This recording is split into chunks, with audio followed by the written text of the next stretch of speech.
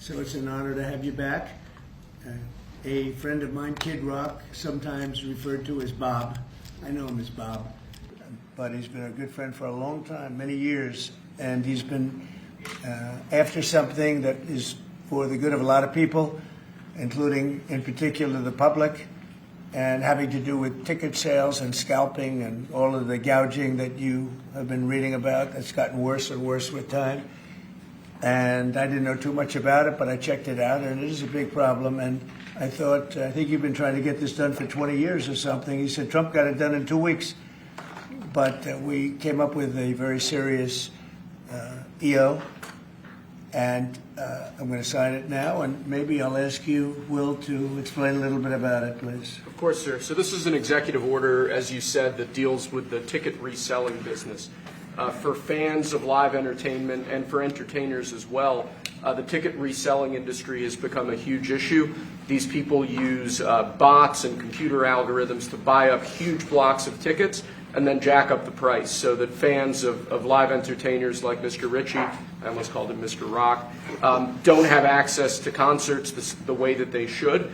And when they do, it's at exorbitantly high prices. So what this executive order does, it charges the FTC and the Department of Justice with rigorously enforcing laws on the books in collaboration with state attorneys general that have power over consumer protection and other people who have the power to really crack down on this issue so that entertainers and fans won't be subject to these abusive and oftentimes illegal practices. Good. Thank you very much. Bob, you want to say something?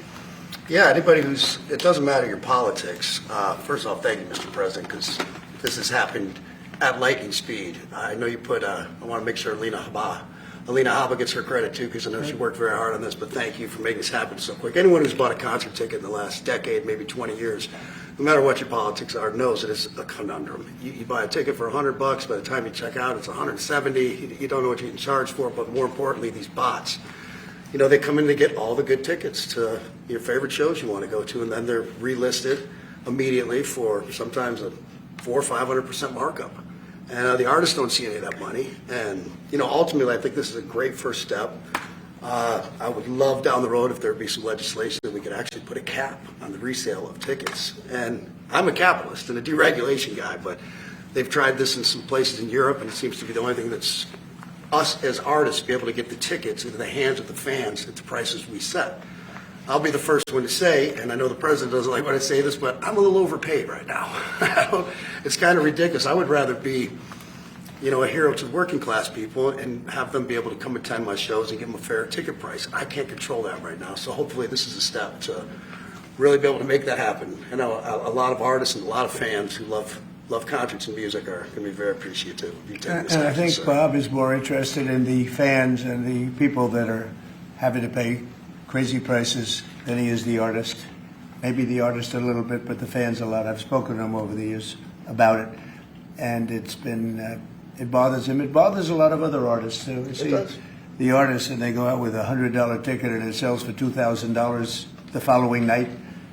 And they seem to be able to sweep up the best locations, too, which is pretty amazing. So they've only enforced that Bots Act one time, I believe. Yeah. A couple of years ago in New York City, I think we got a couple $1 million fine.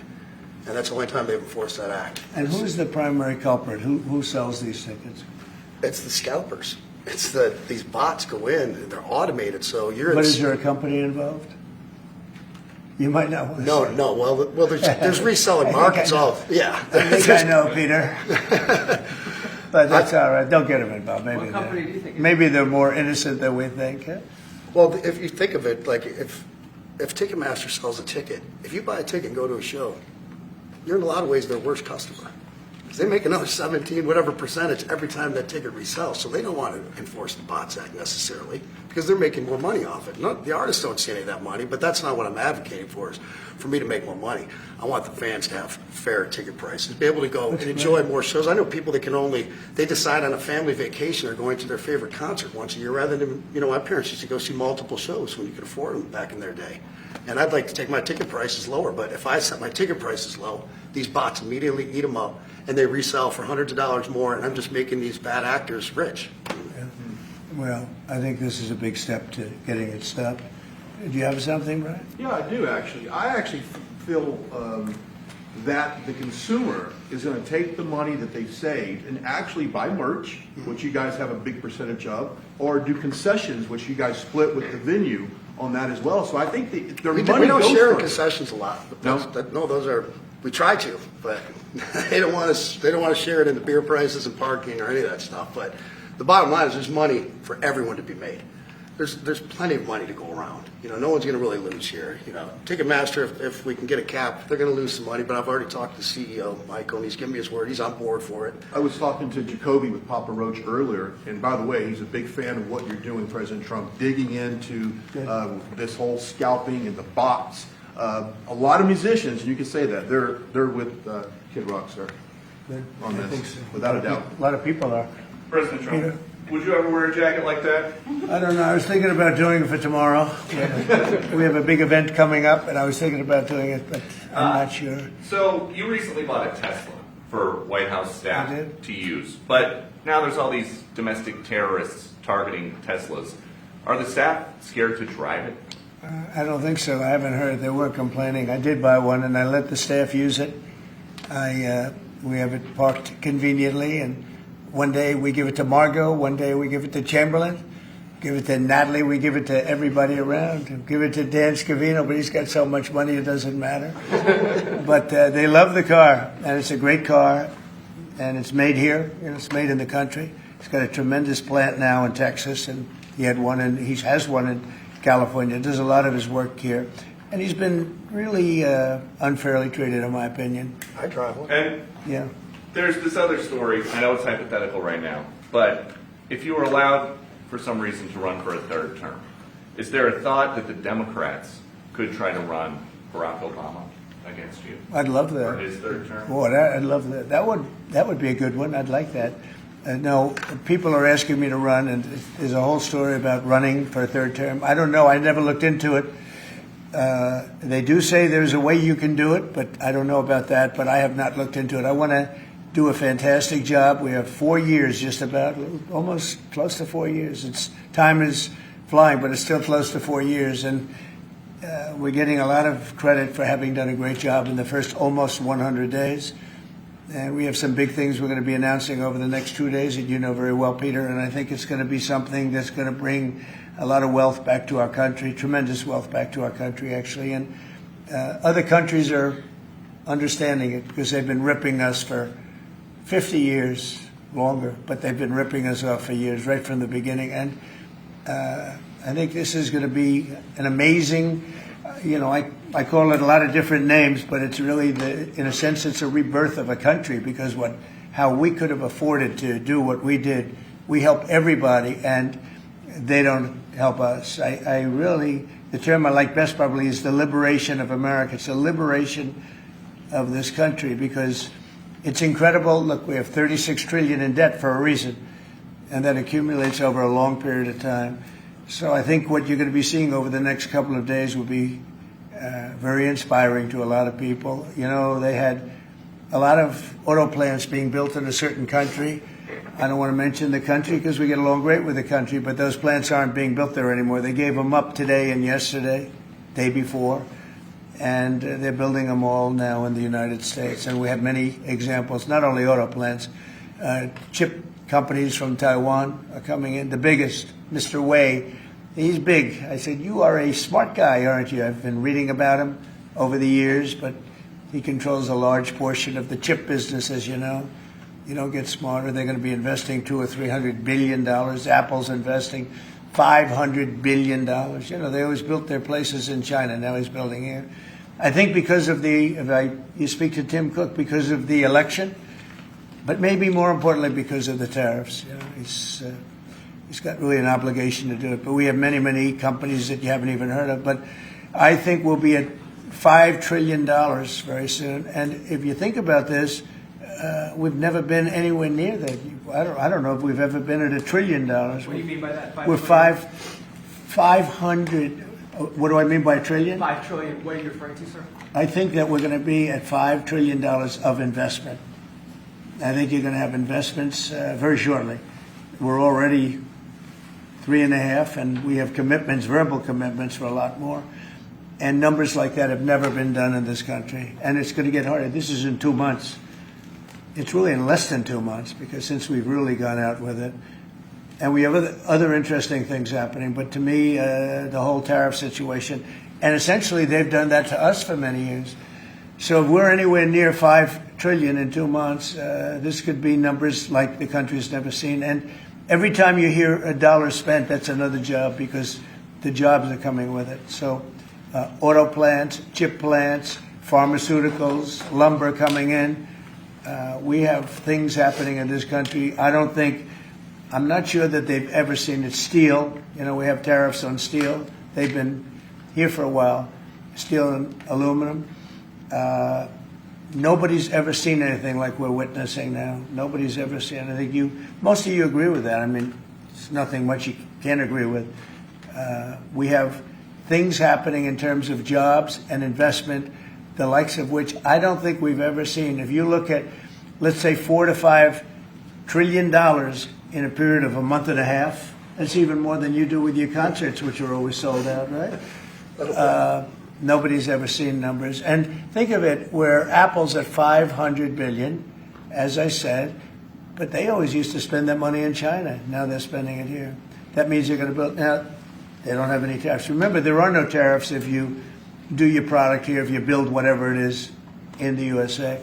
One of the things we're also trying to get is if you buy a car that was built in the USA, you get a deduction on interest.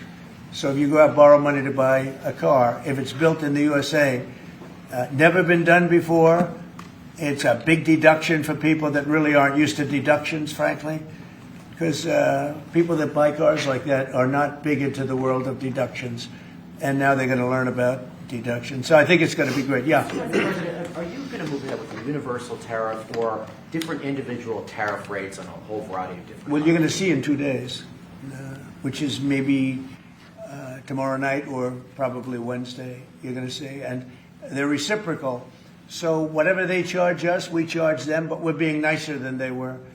We have a lot of countries, friend and foe. I always say friend and foe, but the friend in many cases is worse than the foe. They took advantage of us, and we are going to be very nice by comparison to what they were. The numbers will be lower than what they've been charging us, and in some cases maybe substantially lower, but we sort of have a world obligation perhaps. But we're going to be very nice. Relatively speaking, we're going to be very kind. Mr. President, you met with the chairman. Somebody said that about me the other day. They said, who doesn't know me very well, they said, "You're such a kind person." And I said, "Say that again." They said, "You're a kind person." I said, "I've never heard that before." It was a weird statement. I was kind. Who said that? I've heard of words that, I don't know, I better not tell you. I've been called a lot of things, but it's sort of a different kind of a word. It's like an old-fashioned word, isn't it? Mr. President, you met with the chairman of Stellantis today. Did Yes. he ask you for a pause on the auto tariffs? No. What was that meeting about? Just about some of the problems they have with the environmental, which we're going to clean up. Have any of the automakers... We're going to probably go back to 1920. If you look, we're going to go back probably to a 2020 standard. So we'll have 2020 standard, and that's just a few years ago. Oh, they're making it so difficult all over the world. They're making it doesn't mean a damn bit of difference even for the environment. It doesn't matter. They make it impossible for people to build cars. So we're going to be doing much different. 2020 is a strong standard, but they've taken it to a level now that makes it very difficult to build a car. So we're going to be bringing it back to a standard that is a very good environmental standard, but it makes it possible to build a car. Have you heard any concerns from the automakers, though, about the tariffs on parts that will go into effect over the coming weeks, about they what all that's going know. to mean for the price of... Well, I gave them a big break parts? for a month. I didn't charge them anything, for a big month, for that first month, and they brought a lot of material into this country because they could bring it in without tariff. If you look at Canada and Mexico, they were driving hundreds of thousands of cars into the market because they avoid the tariffs by doing it before the tariffs go on, which would be Wednesday. And I saw some of your shows where cars are lined up for miles and miles. Some of them didn't have fenders on them. Some of them didn't have the roof on yet. They're driving it here, brand new. They're driving it in because they want to avoid the tariffs. I let them have that. They sort of took advantage of it because, that wasn't part of the deal, but that's okay. Are there any They're countries- great American car companies, and so I gave them a little break on that. Yeah. Are there any countries that you're not targeting on Wednesday? Well, it depends. I said it's reciprocal. Not everybody has made a fortune, but almost everybody has, but not everybody. And the ones that haven't, we're going to be very nice to them. And on a separate issue, Because that word reciprocal is very important. What they do to us, we do to them. Okay, can please. I just ask you briefly on President Putin? You said over the weekend, or indicated over the weekend, some frustration with him. How serious are you about imposing oil sanctions on No, I Russian want oil? to see him make a deal so that we stop Russian soldiers and Ukrainian soldiers and other people from being killed. But mostly it's Russian and Ukrainian soldiers. They're losing at least 2,500 human beings, beautiful human beings, a week. And I wanted to stop. And some people would say, why do you worry about Russian soldiers or Ukrainian soldiers? I worry because they're just like you people. They're like us. They're like all of us. And I seem to have an ability to do those things. And if I can do that, I think it's a very worthwhile thing to do. And I think we will. And no, I want to make sure that he follows through, and I think he will. I don't want to go secondary tariffs on his oil, but I think, it's something I would do if I thought he wasn't doing the job. I did it with Venezuela, secondary tariffs, and you know what happened? Every boat left the harbor. Did you see that? It was a beautiful thing to see. The whole harbor emptied out. My words weren't even finished, and I have these massive ships. They're actually taking the hoses and dumping them into there. They couldn't get out of there fast enough because they know I don't play games. So I think he's going to live up to what he told me, and I think he's going to fulfill his part of the deal. Now, then you have Zelensky, and hopefully he's going to live up. I see he's trying to renegotiate the rare earth. We did something because, as you know, the Europeans get paid back the money that they gave, and we don't, because Biden is an incompetent president. And he should have asked for rare earth, or he should have asked for the loans to be guaranteed in some form. That's what Europe did. Europe is in for probably $100 billion, and we're in for $350 billion. So we're in for more than 3 times. And now you could make it a little bit less than that, but it doesn't matter, whatever the number. We're in for substantially more than Europe. We could be in for $350 billion. They have no idea because Biden wasn't a good bookkeeper except for himself. And what happens is we made a deal for rare earth. It was all done. And I heard through you, I haven't spoken to them yet, but through you, I heard that they're now saying, well, I'll only do that deal if we get into NATO or something to that effect. Well, that was never, number one, discussed. Number two, I think it's going to be long before Putin, they said you're not going into NATO. And it could be, that's probably the reason the war started, actually. We're hours away from a very special election. Wisconsin, Florida. I want to share your thoughts on Republican voters to not sleep on this. These are 2 very important races you got. Well, it's a big race, Supreme Court race in Wisconsin. It's taking place essentially as it was early voting, and so we'll see what happens. It's a big race. I love Wisconsin. We won Wisconsin. Republicans typically don't do very well in Wisconsin, but I did. I actually won it twice. I actually probably won it 3 times, to be exact. We played their side. Not probably. I won it 3 times. And we had a rigged election the second time, but that's, one of those things. We had to make this one too big to rig. Would you agree with that, Brian? Yes, too big sir. to rig? Yes, sir. So anyway, but there's a big race, and I hope you get out and vote for the Republican. The woman is a radical left lunatic. And let's see who wins. But the woman will be very bad. And Wisconsin's a big state politically, and the Supreme Court has a lot to do with elections in Wisconsin. So if whoever it is that's running, including, even Senate races, etc., but whoever it is in 4 years that runs, having Wisconsin is a very big, we won it early and big, but winning Wisconsin's a big deal. So therefore, the Supreme Court choice, that is the one you're talking about right now. It's a big race. It's going to be announced fairly shortly. President Trump on TikTok. Big week of deadlines. You got Liberation Day and the TikTok deadline Yeah, is this we week. do, which I can extend if I want, but we have a lot of enthusiasm for TikTok, for buying it. I think TikTok is good. I used it I was a great TikTok guy, and we won by 36 points, the youth. We won the youth, which Republicans don't do. Maybe it's because Kid Rock likes Trump, I don't know, but we won the youth by 36 points, and I attribute some of that to TikTok. Is the TikTok deal, the negotiations now, tied to a bigger tariff deal with China? No, but it could be. I mean, I've used tariffs for lots of different reasons, but I could see, 1 point in tariffs with China, big country, would be probably worth more than all of TikTok, as valuable as TikTok is. It's big stuff. So there's a great example. That's a great question, actually.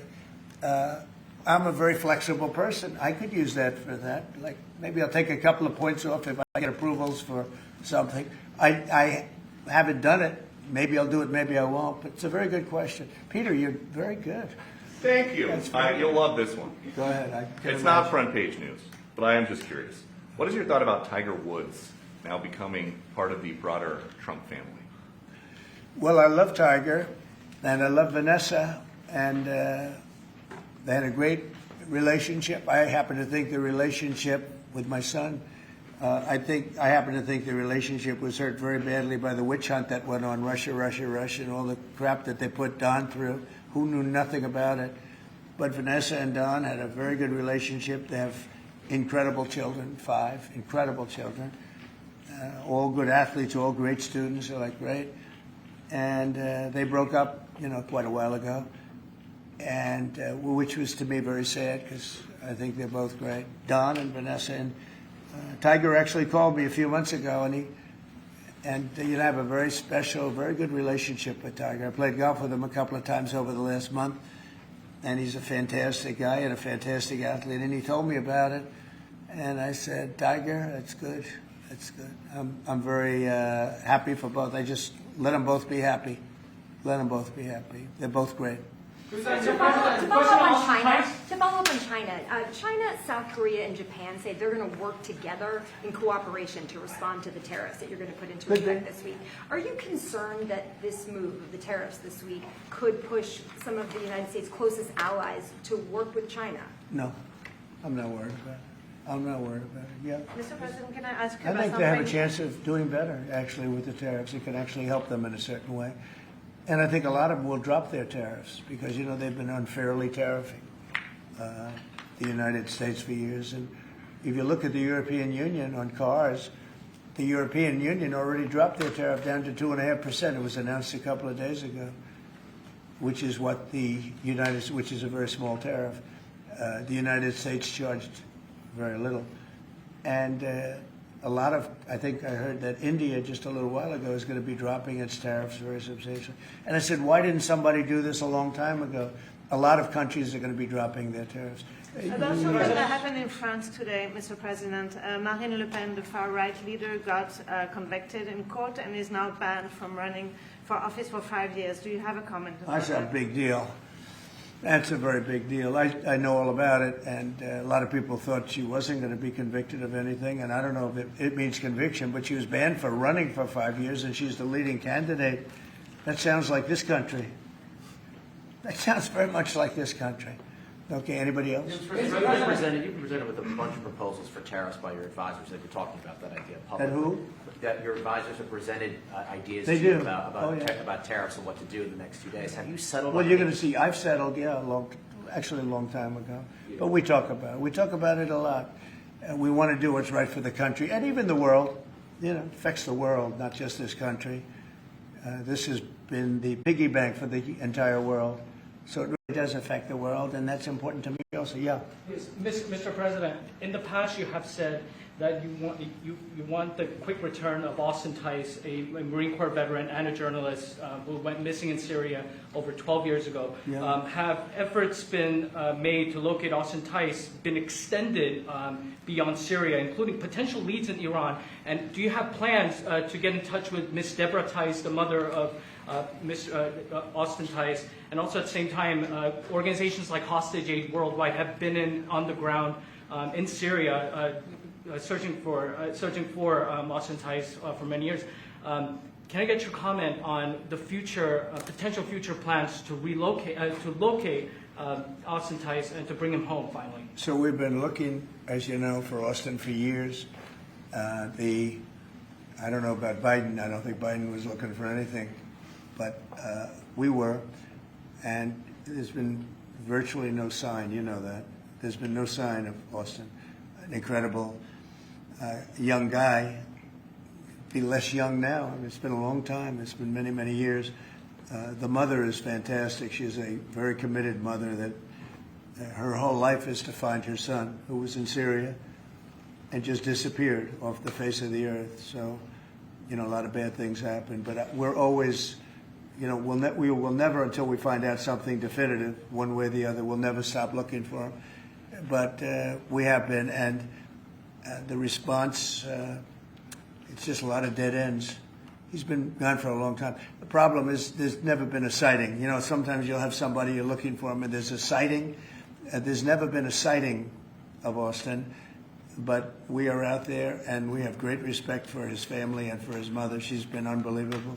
Yeah, please. Mr. President, a question about... No, behind you. No, apologies. Yes, you've had outreach with the leaders of Russia and China. You've made an outreach to Iran. When are you going to plan to reach out to North Korea and Kim Jong-un? Anytime in the near future? Well, I do. I have a very good relationship with Kim Jong-un. Now, you people hate to hear that, but it's very important. I got along with him fantastically, as you know. It started off very rough, very nasty.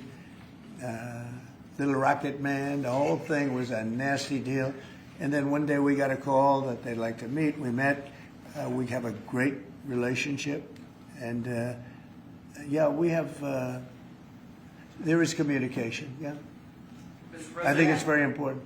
You know, he's a big nuclear nation, and he's a very smart guy. I got to know him very well.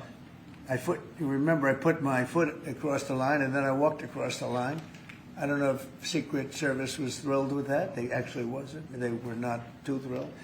But I have a very good relationship with him. Yeah, we'll probably do something at some point. Yeah, please. Jeff. Who's on your short list, Mr. President, to replace Elise Stefanik as U.S. Ambassador to the UN? So we have a lot of good people that want it. First of all, Elise is fantastic, and I just don't want to take chances where you guys saying, how is the election going? We have a congressional election that's a little bit close. I guess the one is in good shape, but the other one's a little bit close. But Randy Fine is a great guy. They're both good candidates. They're very good. But it's, you know, a little bit, we want to be careful.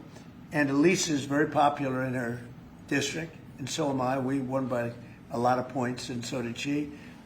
And there's a lot of people that wanted to run for it, but we have no idea, are they going to win? I think it's just security. And I said, Elise, what about going back? Because they love you there, and she's going to take a big leadership position with Mike Johnson and the group, the speaker. And I can tell you that for the replacement, we have a lot of people that have asked about it and would like to do it. David Friedman, Rick Grinnell, and maybe 30 other people. Everyone loves that position. That's a star-making position. And so we'll see what happens. But we have a lot of people that are interested in going to the United Nations, as you can imagine. Yeah. Sweet. Pretty quick music question. Favorite song to play live is what? And then my question for you, Mr. President, your favorite rally you did last year, 2024. What was your favorite one?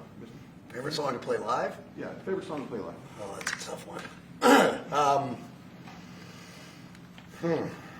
It'd have to be one of the hits, probably Cowboy or Ball with the Bar. There's a song that I've played every night that was never a singular hit that I probably should not say the words to in this office right now. And then for you, Mr. You never met a certain by person the way, like his me. rallies are amazing. He does great and gets big crowds. He's really a star when it comes to that. He is a very talented guy. I would say maybe Madison Square Garden, because anybody that was there, the owner of the garden, Jim Dolan, who's, you know, to me always been terrific. He said this, he's never seen anything like it. We had when you announce Madison Square Garden, it's a big arena, but we sell out big arenas. We sold out in Milwaukee. We sold out at every big arena. We never had empty seats. It's amazing. They talk about Bernie Sanders gets 3,000 people. Everyone said, these crowds, I get 107,000 people in New Jersey. In Butler, PA, we had over 100,000 the second time. We had 55,000 the first time. We have big crowds. I would say Madison Square Garden because I grew up in New York and the garden is great. Jim Dolan treated us well, but everybody said that because I think I could have filled it up 10 times. We had hundreds of thousands of people that were stacked all the way back to the Hudson River and on the other direction back to Fifth Avenue. Nobody's ever seen. I don't mean with a line. I mean like 50 deep, this way. The streets were closed, the whole thing. It was crazy. And when you take that, you want to do well at Madison Square Garden. You don't want to have empty seats. But we could have sold it out, Brian, 10 times, and everybody knew it. And I think we got a good indication that that's where the election was going. And we won every swing state, and we won by millions of votes. It was a great election, yeah. Mr. President, the U.S. military transferred 17 individuals to El Salvador overnight. Did you discuss with your team whether these deportations would run afoul of any recent court orders? No, I do want to thank, however, the president. He has been unbelievable, and in relation to us. But I think that our people have done an incredible job. I got elected on the basis of getting bad people out of our country that shouldn't be here, very dangerous people out of our country, and that's what I did. And then you have a judge that wants to take over, and I can't imagine it can be allowed.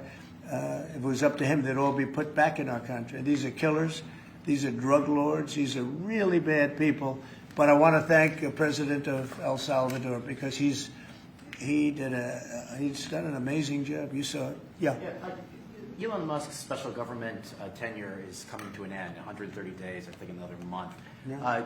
Do you want him to stay longer, or is it time for him to go back to running his companies in Europe? Well, I think he's amazing, but I also think he's got a big company to run, and so at some point he's going to be going back. He wants to. You want to keep him around? But I'd keep him as long as I could keep him. He's a very talented guy. I love very smart people. And he's very smart, and he's done a good job. DOGE has, we found numbers that nobody can even believe, like 400 billion, 500 billion. It could be close to $1 trillion by the time they end on different things. And he's led the charge, and you've seen a lot of his people. And these are people that joined up. I would say they're high IQ people. I like high IQ people. And they've done a great job. No, at some point, Elon's going to want to go back to his company. I will say he's got, despite the way he's been treated, so he's an American patriot, but the way he's been treated with Tesla is just terrible. It's just terrible. In fact, you have a Tesla. And you love it. You love it. He was saying before he bought a Tesla, he loved it. A lot of people are buying Teslas, I think, and I hope they are. He should not be treated that way. He's done an incredible service to our country. Well, once he goes back, is DOGE going to keep operating even without Elon here? Well, I can't tell you that. I can say this, that a lot of the people that are working with DOGE are the secretaries, the heads of the various agencies, and they've learned a lot, and they're dealing with the DOGE people. I think some of them may try and keep the DOGE people with them, but, at a certain point, I think it will end. But they have also gotten a big education, and they're doing a really good job. There'll be a point at which the secretaries will be able to do this work and do it very, as we say, with the scalpel, and that's what we want. Yeah, Jeff? Mr. President, have you had any updates on the U.S. soldiers missing in Lithuania? I have. Can you give us an update? So 3 are no longer with us, and 1 is unfortunately probably in the same category, but they haven't declared that yet. It was a very heavy truck, like a toy, but really heavy, that lifted the heaviest equipment. And it would seem that the bank of a lake collapsed. The weight is so big. And it was at night, and it was very cold weather, and ice, a lot of ice. And it's possibly slipped, and the weight is so enormous of this thing. It's a massively heavy vehicle, and if they slipped a little bit, that's probably what happened, and it flipped. And 3 are gone. and one is missing. On a separate topic, follow up on immigration. Did you see the video of the Tufts University student who was taken off the street by ICE agents last week in hoodies and masks? There's been a lot of criticism of that. Are you comfortable with how that was handled? Well, I haven't really looked at it in any detail, but I will. I mean, I have seen it quickly, but not.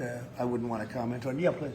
Yeah, Mr. President, would you be able to confirm recent reporting that you are making plans to go to Saudi Arabia next month? And if so, why is Saudi Arabia so important? So, I have a very good relationship with the Middle East. In fact, if you look at Michigan, I won the vote by a lot. People were a little surprised. And I have a very good relationship with Mohammed and the king. His son is Mohammed. He's great. Crown Prince, actually, he's Prime Minister, too. He's got a lot of good titles. But he's great. And the king has been wonderful. And if you remember, last time I went to Saudi Arabia, I put him first on the list because they agreed to buy $450 billion worth of American goods, military and otherwise. And they did. And it was an unbelievable day. It was in this gorgeous ballroom, and companies were there from many, probably 100 companies. And they were given anywhere from $40 or $50 million to less. And more, actually. Okay, some of them were given numbers that were just many times that amount. I think we had a couple of $20 billion deals and big stuff. And it's a very rich country because of oil. And we are a very rich country ultimately when we straighten it out because of oil. Oil is always good. And I agreed to do it again, and they've agreed to spend close to $1 trillion of money in our American companies, which to me means jobs.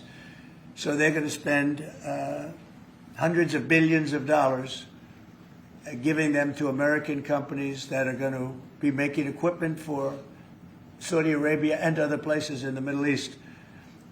And for that, I think it's worth it. I did it last time, $450 billion, and the press was there. It was one of the most unique days I've ever seen, where companies would get up and you're getting $20 billion. They named the company. The chairmen were all there, every chairman and top person in the company. You remember that, Peter? I don't know if you were there. You might be too young for that. I was on the Democratic campaign trail at the Oh, time, that so I was missed boring. This was a much better deal.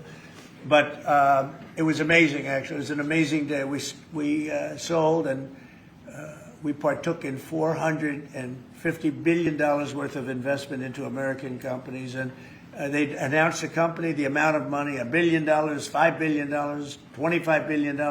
And the chairman of the company, many of whom, you know, well-known figures, prestigious figures, great business leaders, they went up, they shook the hand of somebody, and they would sit down, and we just had a big investment made. So it was a record. Nobody ever beat it before. $450 billion worth of jobs. I view it as jobs more than anything else. And now we're close to $1 trillion, so it's more than double the number that we did when I first came to office. And this trip takes place next month. It could be next month, maybe a little bit later, yeah. And we're going to Qatar also. And also we're going to possibly a couple of other countries. UAE is very important. It's a great leader in UAE. And I had his brother here the other night, if you saw that. We had a wonderful guy, a wonderful family. So we'll probably stop at UAE and Qatar, and as I used to call it, Qatar. Nobody's ever told me right or wrong. I always like to say Qatar, but it's Qatar. They like to say Qatar. And Saudi Arabia, the three of them, and then we'll go other places also. But in the Middle East, those seem to be the three. And again, tremendous amounts of jobs will be created that in those 2 or 3 days. Thank you very much, everybody. Thank you, Press. Thank you, Press. Headed out that door right there. Thanks, guys. Thanks, guys. Thanks, guys. Wait. Well, that was good. Okay, ready, everybody? Well, you better do well with this. He's going to do it. Make sure everything is nice and clean, right? For your Make industry. America fun Because again. you're not in a clean industry. Hold that up. Okay? Thank you, everybody. Thank you, Press. Thank you, Press.